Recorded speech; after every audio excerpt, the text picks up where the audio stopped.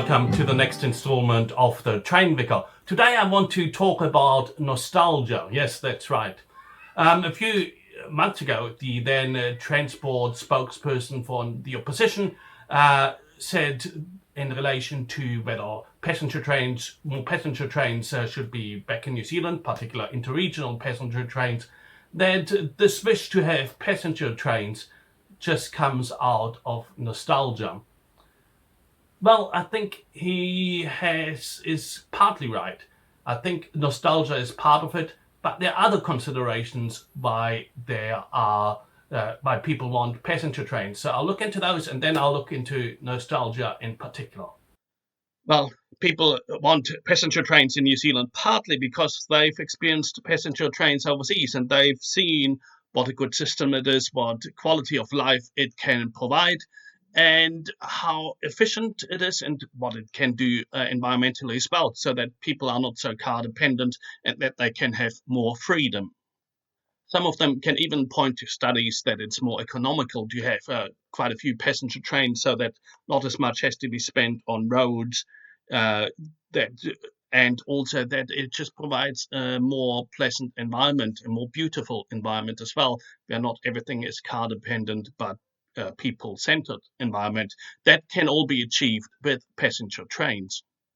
The second part why people want to have passenger trains in New Zealand is that they can look around them and they can see that there's still a lot of railway lines which connect the main centre. So it just probably makes common sense to also run passenger trains there.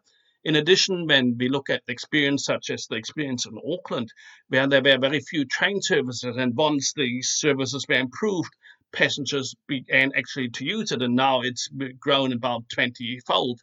They can see that maybe that could also happen with interregional passenger trains. So it's that part as well.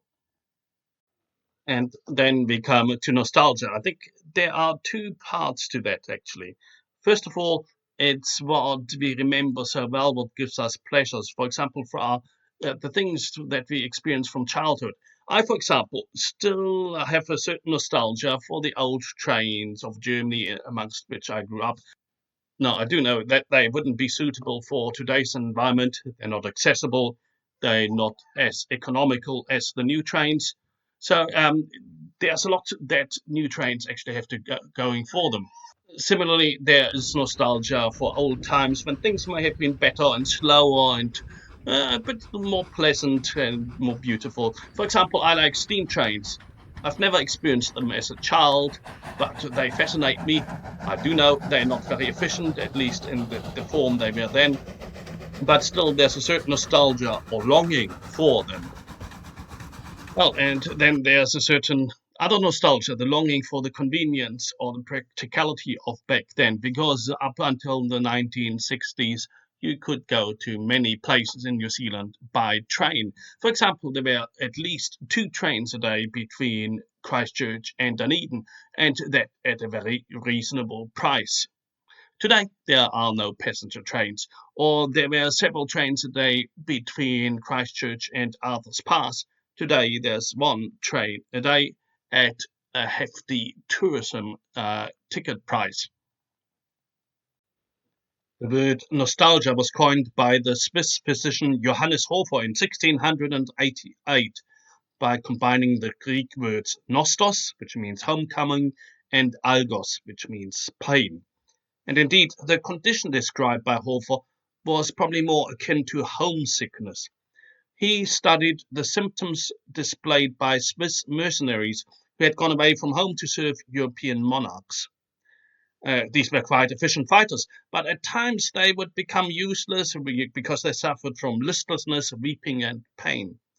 He thought that a particular region of the brain which was associated with homely comfort was responsible for this.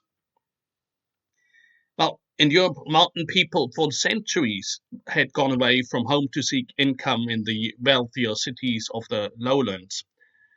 The longing for home has been expressed in literature and art, and not just in Europe, but around the world. Over time, the longing for home was linked to longing for a period of the past. It seems that in psychology, at some point, that painful longing for a distant home and the longing for a period of the past are somehow seen in conjunction.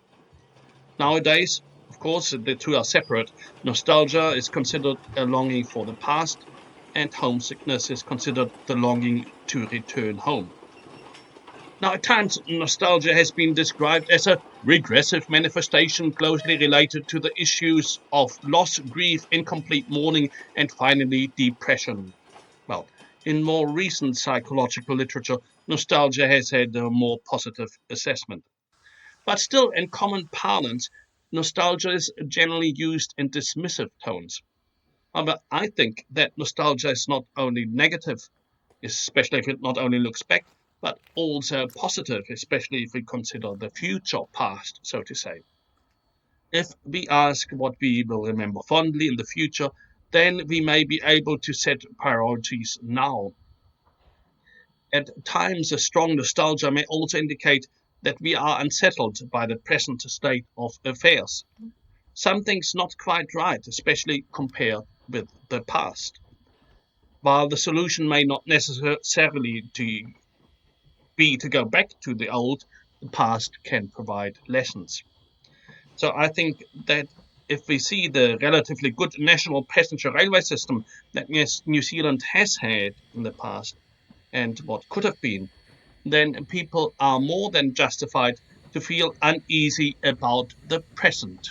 Well, we can never turn the clock back, but the past can certainly tell us about what we are lacking now, what's missing. And I think a certain nostalgia with regards to transport and how cities and villages were organized in New Zealand, that's only appropriate. Now, take that together with what we can learn from overseas, and if we look at our cities where rail in modern times has been a relative success story, well, that all combines to a good case for more passenger trains in New Zealand. It's dangerous to rely only on nostalgia, but it's also dangerous to be hostile towards remembering the good things of the past. That's also true in the church. We can learn good things from the past, but need to be careful to not just replicate the past.